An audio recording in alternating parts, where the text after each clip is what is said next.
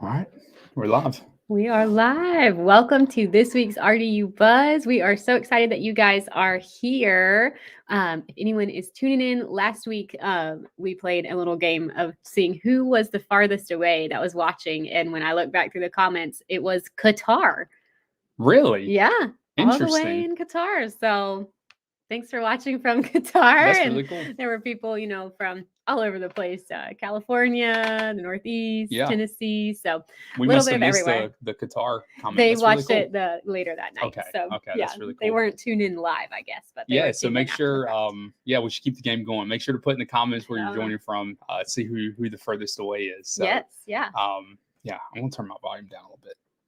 Sorry, it's really loud. But anyway, thanks so much for joining. I hope y'all are having a good week so far.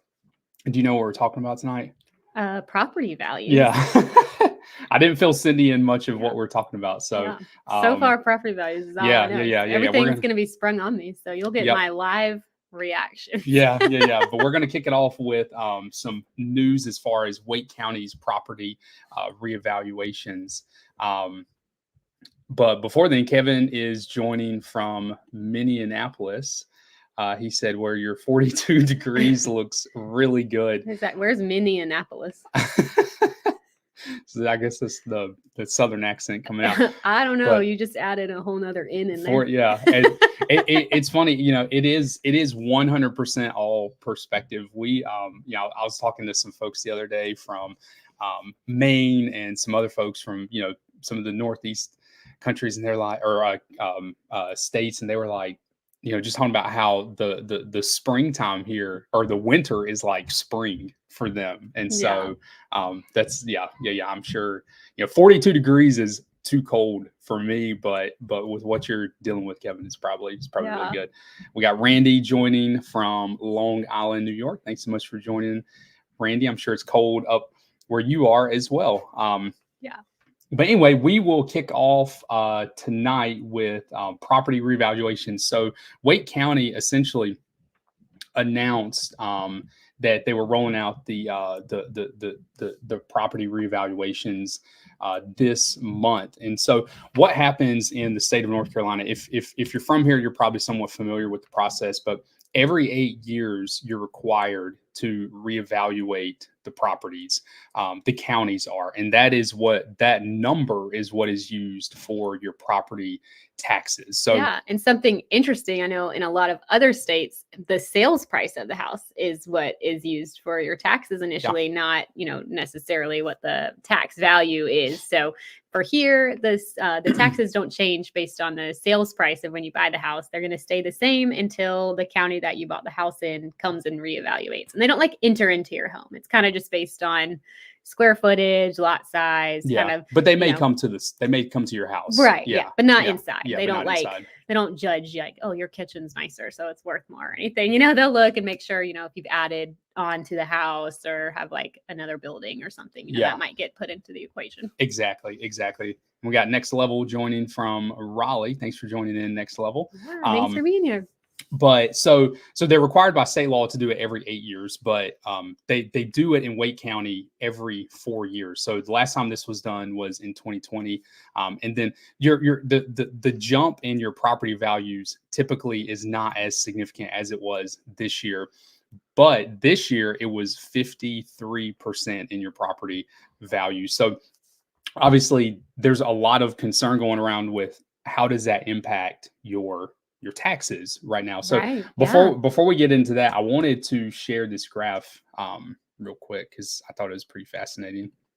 Yeah. And if it was 4 years ago, the last time it was done, that would have been done, in 2020 before the pandemic. And when the price inflation and all the craziness really started was during the pandemic and after. So this definitely is going to show, I could almost see like a justified higher amount than normal because the home's values are definitely, as far as like purchasing a home, are definitely about 50% more than they were in 2019. Exactly. So I can kind of see it in a perspective, but it's way too much to increase on somebody at one time. Yeah. So just some numbers specific to the cities in the Triangle.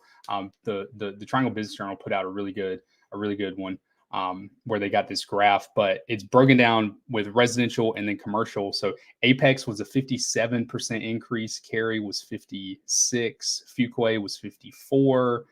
Garner 54. Holly Springs 53. Wow. Wake Forest was 51. So they were a little lower than some of the other areas. Roseville was 51 and Raleigh was 52. So, but all in all, I mean, that's a substantial increase to your property value based on what the county is saying. Yeah. So, I mean, all around, relatively about 50%. What about Wendell down there at the bottom? Wendell has grown like crazy since 2020. Oh yeah, I'm glad you said that. Wow. Wendell Yeah, was 63%. Okay. Because I was wondering if the graph was like Wow. highest to lowest. So I was going to be surprised if Wendell was lower, because that place looks nothing like it did in 2019, 2020. So it has really exploded out there. Wow. So that doesn't surprise me too much. Yeah. So as far as how this impacts your taxes, because obviously the fear would be, are my taxes going to go up? Are my property taxes going to go up 53%? Or in Wendell's case, what was that, 63%?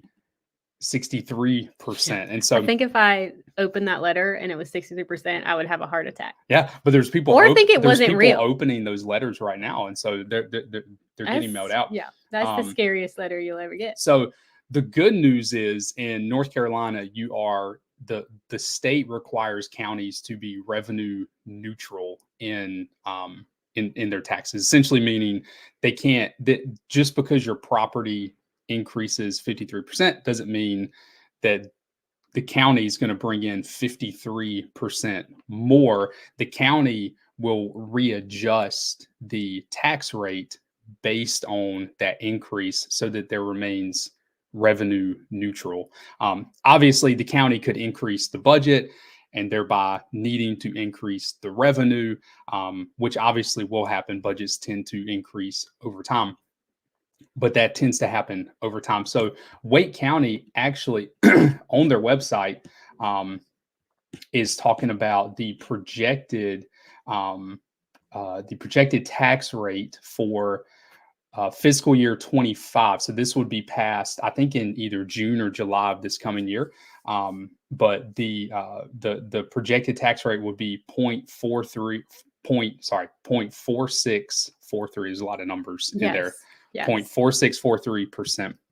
And right now it's 0.65. Yeah, 65. So it would go down. So it would go down. So it's projected. So that's good. Yeah, it's projected to go down. Just kind of. But that's helpful, and I like that, because I feel like, Right if it was a business, a typical business bringing in money, they would not decrease something. They would just find more ways to make a profit. So it's good, because the population has grown so much here. It makes sense to lessen that burden for each individual person. Yeah, exactly. And obviously over time, the budget will increase, right? Because Wake County, they need to build more schools. Like there's a bunch of stuff that Wake County needs to do to meet the growing demand. But it is reassuring, I think, and obviously this number here that's on the screen, it's not final. This is what's estimated, but this is from Wake County's website of what is projected, what the tax rate is projected to be for the county. Obviously, if you live in the city, you would have a city tax added on to that, so that would be a separate tax. But yeah. So anyway, I thought that was really good. Oh yeah, here's the current tax rate, 0.657. So you were spot on with it. So it would decrease. It would decrease quite a bit. So as far as your taxes go, some folks aren't going to necessarily even feel it. And WRAL actually had a really good breakdown of this. So they were talking about who's going to see their taxes go down, whose will stay the same, and whose will go up. So what they're saying is, if your property value change was lower than the average for Wake County, so the average for Wake County was 53. So if it's lower than that, your taxes will probably go down. If it's right in line with that, they will likely stay the same. And if it's higher than the average, they'll go up. So like a Wendell is a great example of that. Wendell is significantly higher than the average. So they're probably going to see their property taxes increase. That makes Wendell. sense. Yeah. But I thought that was really helpful for folks who live in the area, can kind of get a gauge on what their property taxes are going to be based on that increased assessment. Yeah. So it sounds like Raleigh might go down because they were 51%. Yeah, potentially. So you might have or at least remain the same. I mean, because 51, yeah, 53 is not a big difference. Yeah. Yeah, it'd probably be relatively the same. So yeah. anyway, but I mean, to get that letter in the mail saying that your home is assessed for 53% higher than what it has been with your taxes is that's pretty yeah, because I mean, until you start reading these articles that when you initially see the headline, it just sounds like everybody's stuff is going to increase by 50%, which is a big number. So I mean, it's good to kind of hear it doesn't really mean it's going to be 50 plus percent, so exactly. It could just be a small little change. It's just kind of a lot of different layers that make it quite complex. Yeah, absolutely. I'd love to know if some of the local folks, if y'all have received these letters, if it shocked you when you got it, and kind of what your thoughts are on that. So we don't live in Wake County, so we didn't receive one of these. Mm-hmm. So I would love to hear from Wake County residents and hear about that. Yeah, absolutely. We have Earl joining from Springfield, Massachusetts. Thanks for joining, Hi, Earl. And we have Miss Tenacious joining from California. Welcome, Miss Tenacious. The sunshine emoji. Yeah, I love it. And Randy said it's 30 degrees in New York. So that's not too bad. That's about what it is right here, I think. It's really cold here today. So today was better than yesterday. Yesterday was chilly. Actually, some of you guys will laugh about this. Yesterday's school was delayed because it was, I think the morning time was like in the teens. And so they just delayed it. They were like, it's just too cold to get going this morning. So I just thought that was really funny. We've always canceled school for a threat of snow, but just it was a little chilly. There was no like freezing rain or anything. They just were like, it's too cold to stand out for the bus. So I'm sure those kids up north could laugh at our weak selves down here. I'm sure, yeah. So the next article is really interesting. It's really going over some like generational housing trends and kind of the impact that has on housing markets. But so Redfin put out this article, and before we get into it, it's talking about large homes, and I didn't know what it meant by a large home because it's kind of buried in the article. But a large home, according to Redfin in this study, is a 3-bedroom plus house. So that's a large home. Not really a large home. And in the study, that is what they defined as a large home in this study. So it's interesting because what the point that they're trying to make is that the housing market's kind of top heavy to a degree, and what they determined was 28% of the country's large homes. This is a nationwide, and we'll kind of dig into some of the local numbers because they actually have Raleigh on the list with specific numbers. But 28% of the nation's large homes are owned by empty nest baby boomers, and 14% of large homes, so significantly less, are owned by millennials, so our generation with kids. And in theory, you think that would be like a swapped statistic. Right. Yeah. I mean, but it's not. You would think so. I mean, in a way it makes sense, and in a way it doesn't, because when you think about it, like my parents still live in the homes that I grew up in. And so, they don't have any kids there right now, and they take up all the space, and I don't think they're in a rush to get out and downsize or anything like that. But also, they bought that house so long ago, it's either paid off or the interest rate's so low, or it was just so much cheaper, when they bought it. It's like, why downsize, but yet have a higher mortgage payment? So it kind of makes sense in a way until I feel like for a lot of those people, until they have to move out, like if they're retiring and relocating, or they just can't handle the stairs anymore or something like that, I feel like a lot of them are probably pretty happy to stay put. Yeah. And, we like, in a, for us, we lived in like a pretty small house, like a 1,100 square foot house with 3 kids and us for a while before we moved into the house we're at now. And so, like I see us in this study as well, as far as, just kind of the mobility upward and the lack of affordability in the market. But yeah, for sure. And the lack of inventory too. Yeah, and the lack of inventory. Yeah. But it kind of goes into some of the reasons why this is, and Cindy kind of touched on this. But when you think about why are folks staying in these houses, a lot of it is it just makes financial sense. Like why would you move? You know, either the house may be paid off, or the mortgage may be just, you know, so low, or the interest rate is low. I mean, why would you move? Yeah. Yeah. And so, but yeah, I thought this was, I mean, you know, you talk about just like generational housing market trends. I mean, at some point, obviously, I think millennials will move into that number. But yeah, I mean, I think it's going to take a really long time for a lot of that inventory to come to like our generation, so to speak. Yeah, for sure. For sure. So, and yeah, so, and, you know, some of it is, you know, there's about 10% of our generation is not even interested in owning a home. And so I think that's some of it too. But getting into some of the local, I want to scroll down here to get into some of the local data, because Raleigh actually somewhat surprised me. So a quarter of the homes in Raleigh are owned by empty nest boomers. Which is pretty in line with what the others are.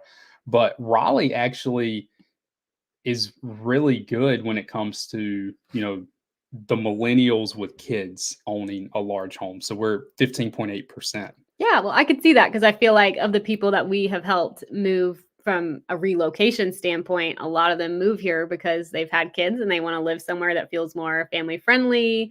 They can spend a lot more time outside with great playgrounds, good schools. So it kind of makes sense, because I feel like we attract that group of people really well here. So it kind of makes sense in a way. Yeah, it does. It does. And I mean, just kind of thinking of like, you know, like Los Angeles is under 10% for millennials with kids on it. Yeah, you cannot afford I mean, a house yeah, as a millennial exactly. in Los Angeles. And if you have a kid now, you definitely can't afford exactly, it. Exactly. And so, you know, when I look at this list, it's sometimes when you're in the market, it's hard to, you know, you forget that Raleigh is still one of the more affordable markets in the country, even though it doesn't always feel that way for folks who live here.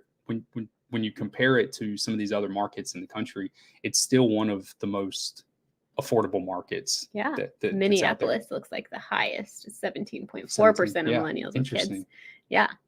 And oddly, also one of the highest with baby boomers. So I guess they just have a lot of housing there. Yeah. In Minneapolis.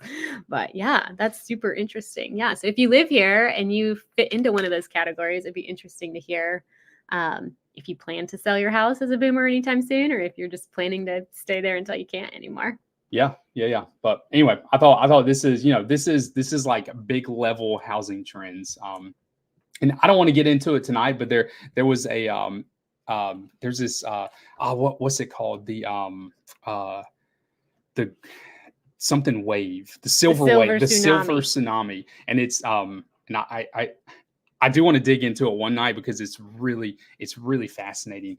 But it's this thought that, you know, over the next, you know, decade or 2 decades, as baby boomers move out of their large home, you know, into maybe like a single story home or something like that, a smaller home, a more manageable home as they age, that this massive amount of inventory is going to be released, and we're going to go from a market that has severe low inventory issues to a market that has a surplus of inventory issues. And it's a really fascinating you know, projection that some folks are making, but they're calling it the silver tsunami. And so that's really cool. And it'll be interesting to see of those houses who is kind of attracted towards them. Obviously people with kids, but when you think of you know, millennials in general have had less kids than the baby boomers would have had before us. And there's so many, and when you read about like Gen Z, which is still very young, but a lot of them have like no desire to ever have children. So it'll be interesting. Is there a reason for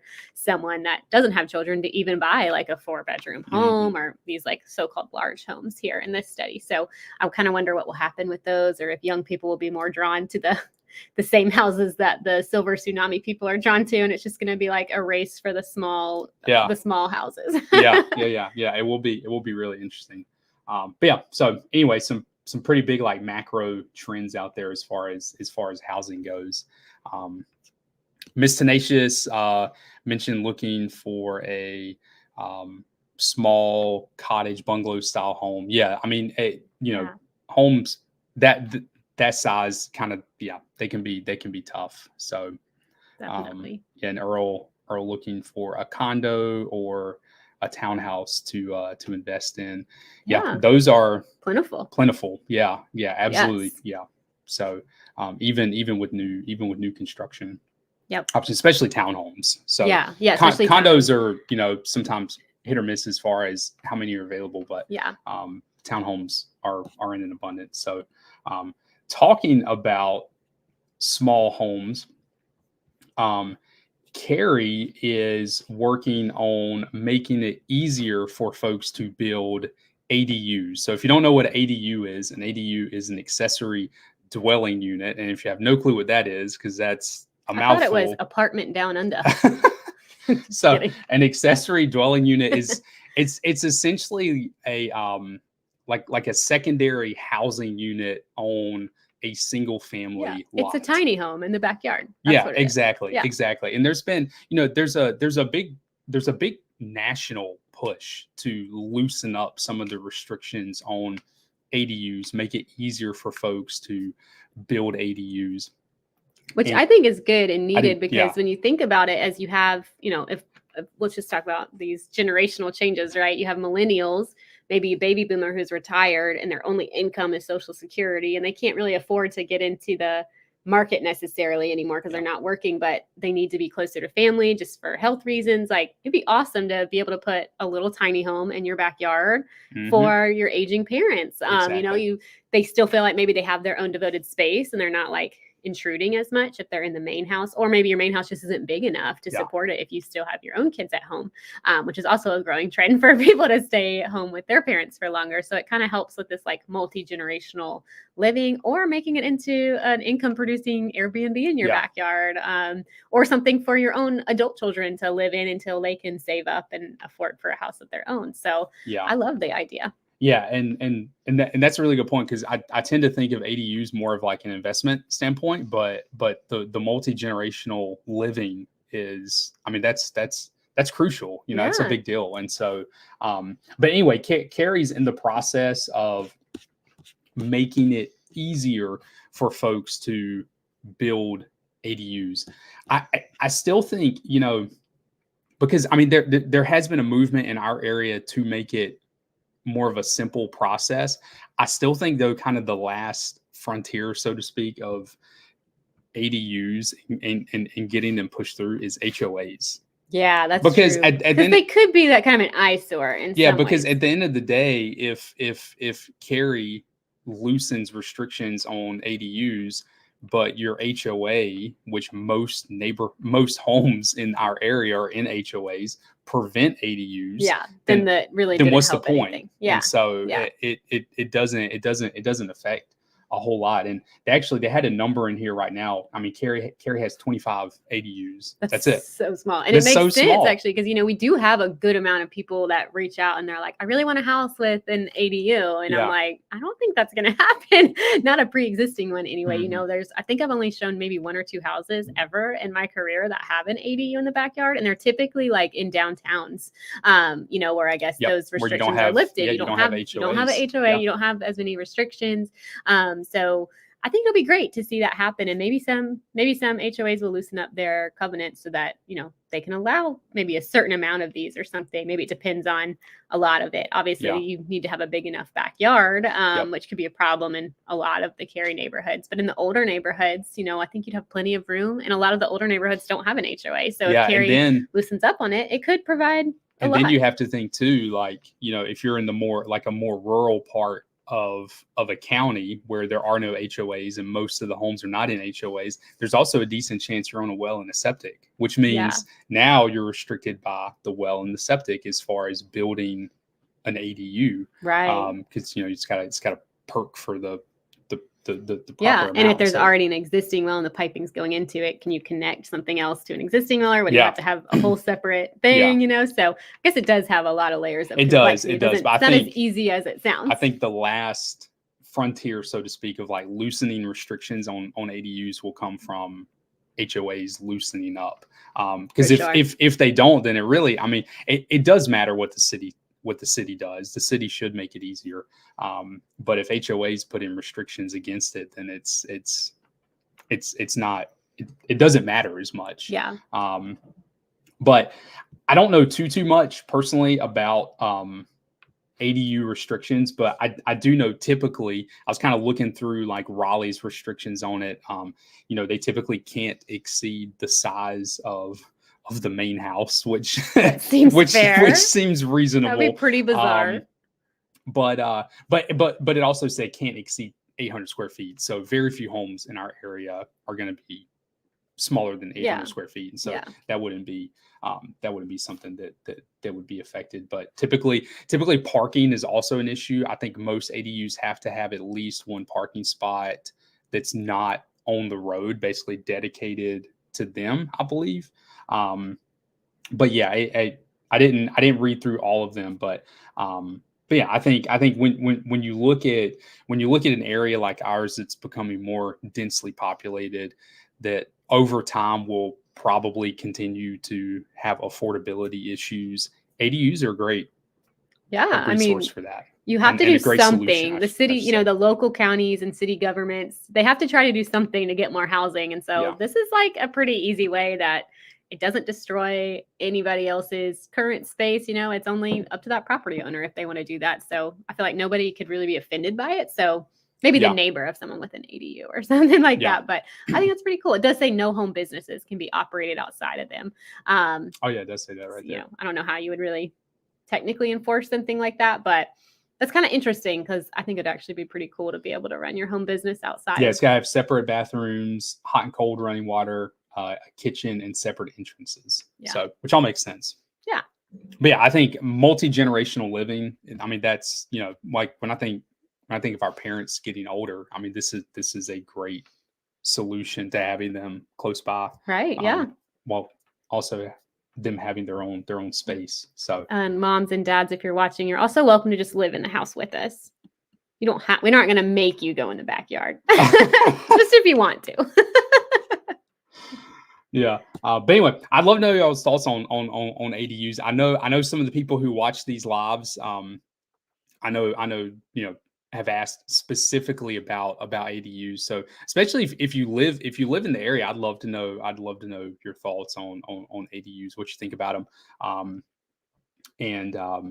So I think it's good that a place like Cary is kind of loosening up those restrictions. Because I would say Cary of all the areas seems to be one of the more strict on like what it would allow and not allow. So it's kind of cool to see them like leading the charge on the ADUs. Yeah, no, I think it's really good. So, all right. Next, I wanted to go over a development in Chapel Hill that has our favorite steakhouse.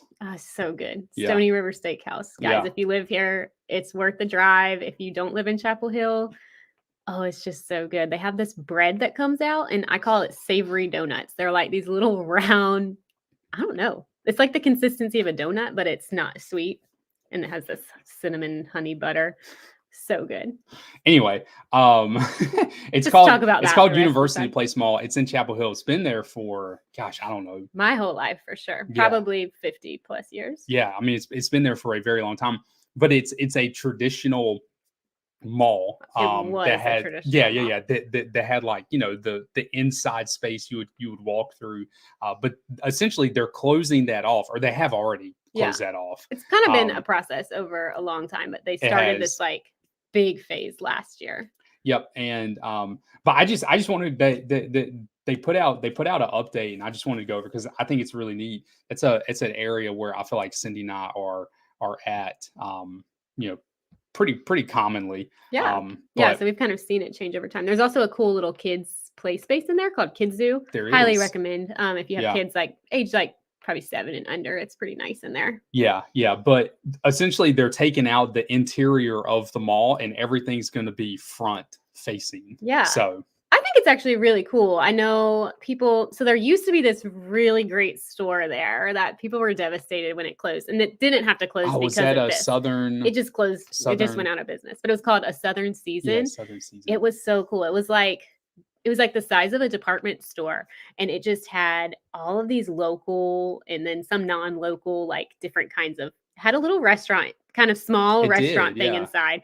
But then, they sold all these cooking utensils and like unique cookbooks. So I almost feel like it was like Williams Sonoma meets Cracker Barrel, like the store at Cracker Barrel, but it was like the best place to get gifts, and you could just like wander and mosey around in there, and it was just really fun. But people were devastated when Southern Season it was, and that was not this project's fault. It Mhm. was closing regardless. But so that part kind of closed, and I feel like that was kind of like the demise. It was like, okay, how are we going to continue getting people in? Because they added a movie theater on a side where there used to be, I don't know what department store it was, maybe like Macy's or JC. Which is a really nice movie theater. Such a nice movie theater. It's called kind of Silver like Spot. Yeah, it's more like a upscale. Yeah, one of the luxury ones where you can like order food in your seat, and they bring it. Really nice. It's really nice, and it's right next to that restaurant, Stony River. So Stony River and that movie theater kind of came several years ago, and so that side of the mall kind of felt like more new and refreshed, and then the inside was just kind of, nobody ever was really walking around, which is actually kind of fun, because when we would take our kids to Kids Zoo, they could just run through the halls of the mall and it didn't even matter because nobody else was in there. But I'm glad to see them refurbishing the most of the existing building instead of just like demolishing it, repurposing really cool. Something that's there. Like, I don't know if it's really more environmentally friendly that way, but it kind of feels like it is, and it's like preserving the history a little bit more. Yeah. No, I think it's really cool. It's really cool what they're doing, but yeah. So and they're adding apartment complexes and all these other things to the area. So it's becoming more like what we're seeing with other multi-use developments throughout the Triangle, where you have living spaces with like apartment complexes, you have retail, you have restaurants. Like, that's what University Place is becoming. Yeah. And so it's going to fit in well with basically every other multi-use development going in. Yeah. I feel like it's going to feel a lot more like, modern, a lot more modern, kind of feel more like maybe the Fenton or North Hills. And Earl asked if Stony River is a high-end restaurant. I'd put it like medium end. Like when you go in, there's it's got a tablecloth and cloth napkins. It is a steakhouse. So yes, high-end. It's not like, but there's also a bar you can sit at. So you can casually eat there as well. You don't need to be like dressed to the nines or anything like that. But, one person's probably going to spend at least $40. I mean, it's once you eat there, if you get a steak. Yeah. It's not like there's a steakhouse here called Capitol Grill that like, you go to like once every other year or something like that. It's not that. Yeah, it's not that level. Yeah. So it's like a step up from. It's still expensive though. Yeah, it's like a step up from like Outback Steakhouse. Really good. So if you want a good steak, good food, they've got a lot of nice drinks and things like that. So it's a good special occasion place. But if you sit at the bar, we've sat at the bar and like share. They have these huge steak burgers. You can share a burger, and it's actually pretty affordable. So just kind of depends on what you're looking for. Yeah. But there was you'll be excited about this, Cindy. There was a Chick-fil-A inside of the mall that closed, but they're going to add in December, a permit was approved to do a freestanding Chick-fil-A. Oh, that's awesome. Just north of I was so sad because that closed like kind of like right after COVID, I feel like. And I was so sad because it was like Kids Zoo, Stony River, Planet Fitness, and Chick-fil-A. That was like all that was left in there. And then the Chick-fil-A closed too. So it says it's going into where the K&W is, but I'm not sure. Okay. Well, it says now vacant K&W. I think I do remember there being a K&W when I was a kid, but I think it's been vacant for a long time. Yeah. But anyway, cool. This is really cool. And this is a good example of a part of the Triangle that is kind of going out of date, reinventing itself to stay modern. And so I think that's really cool. Good. And I really hope that this could be a blueprint for Northgate Mall in Durham, that kind of the same thing, just old school mall that, it just closed and a developer bought it. And I feel like it's just going through a lot of issues with like, what are we going to do with this space? And what is the city council going to allow us to do with zoning? But I kind of hope that maybe they could use this project and because it's about the same amount of space. So you could do something pretty similar instead of it just being vacant eyesore. I know, right? Yeah. It's been vacant for a few years now. So I was so excited because they kind of projected some things like this as like floating ideas, but nothing has happened. Nothing's happened. Hopefully maybe something else like this. And if they want to put another freestanding Chick-fil-A over there, I will not complain. Next Level said Capitol Grill is fantastic. So it's Perry's. I haven't been to Perry's, but I mean, you're right. Capitol Grill is good. It's been gosh, 2 years since we ate there. I think at Cafe Yeah, Grill, I maybe think so. more than that. I can't Was remember it now. pre-kids?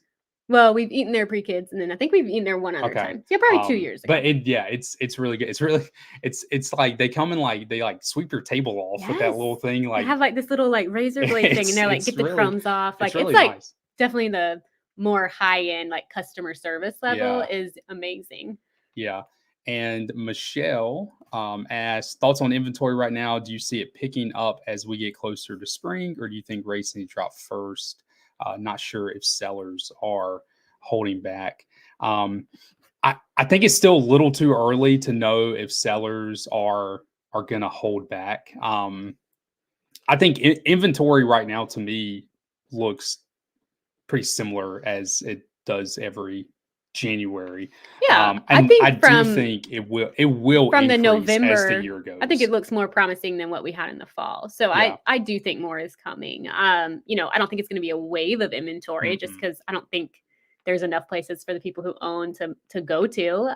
But I think we will see more inventory this year than last. If that's just my gut feeling, because the rates Yeah. have dropped enough that I think the people who were not selling because of fear of rates are gonna be comfortable enough at the 6% rates than they were when it was like so volatile Yeah. last year. It was like this week it's 6, next week it's 7, the week after that it's almost 8. I don't think we're gonna see quite the craziness with the rates this year. So hopefully that'll make more people comfortable enough to put their house on the market. Yeah, but inventory will inevitably increase as the year goes. Yeah, So especially come springtime, Yeah. Like March, April, we'll see a big uptake then. yeah, the seasonality. the further we go into the year, it'll increase. But I do think I think by March we'll have a decent idea of, are more sellers listing their houses this year as a result? Like are we seeing a thaw out of this what do you call it, lock-in effect, so to speak, where Right. people feel locked in by their interest rates, so they're not selling even though they want to? I think we'll have a pretty clear answer by March what that answer is. Yeah, So, I think so for sure. yeah. Then Miss Tenacious says, saw a cute cottage home online. It's sold, but the area's called 5401 North. Yeah, that's a really nice, It's neat a neighborhood. really neat neighborhood. Yeah. It was one of the first big super heavy amenity neighborhoods. So Yep. when you're in the neighborhood, there's a lot of housing. There's actually public schools within the neighborhood that kids could walk to. There's Yeah. a park within the neighborhood you can walk to. There's a little bit of retail space. They have like a community garden, which is really cool. So that is a really neat neighborhood. It is a neat neighborhood. Yeah. So that's yeah. So keep your eye on that one, because that's definitely a good one. Yeah. All right. Last but not least, I always like to end on mortgage rates. Just check in where we're at. 6.89 today. So last week we were, I think, 6.77. So right around the same line. So again, I think this is going to be a common theme. I actually heard someone say, because I typically say higher for longer, and he said elevate. It was Lance Lambert. He said elevated for longer, to not project this idea that they're just going to keep going and going and going just up. Gonna stay yeah, in but this it's going to place. stay elevated for longer. And I actually really like that. That was a good intentional phrase. So I think we'll be elevated for longer, and I think again this week is a good example of that. And these are national, so those are going to change, based on your local lending and stuff. Yeah, to a degree, but not significantly. And it's going to vary based on your credit score and your all of those kind of things. But this is this averages in this number right here averages in a lot of different numbers that it's kind of pulling in and kicking out average. So RJ said, "Good evening. I'm bummed I missed most of the stream." That's so nice. You can always hit rewind. So you're all good. Exactly. Well, thanks for joining. Yeah, thanks for joining, RJ. Cool, y'all. Well, thanks for joining this week. As always, thanks Mima and Papa for watching the kids downstairs. Yeah.